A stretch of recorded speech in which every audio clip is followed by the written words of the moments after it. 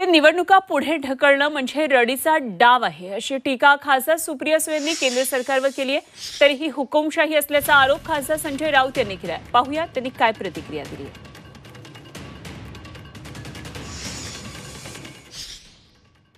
कितीही तुम्ही पुढे ढकललं तरी रिझल्ट नाही ना बदलू शकत आणि हा रडीचा डाव आहे। म्हणजे जर लाडकी बहीण योजनेशिवाय हे पास होत नसतील तर ह्याच्यातच अपयश आहे हा सरकारचा पहिला मुद्दा। आणि दुसरा मुद्दा की ह्यांना जर वाटत असेल की पैसे वाटूनच इलेक्शन जिंकता येतात तर मग लोकसभेमध्ये जिंकले असते ना, काय कमी केले आहेत का उद्योगांनी? महाराष्ट्रातल्या निवडणुका डिसेंबरला होणार असतील तर ही सत्ताधाऱ्यांची सोय आहे।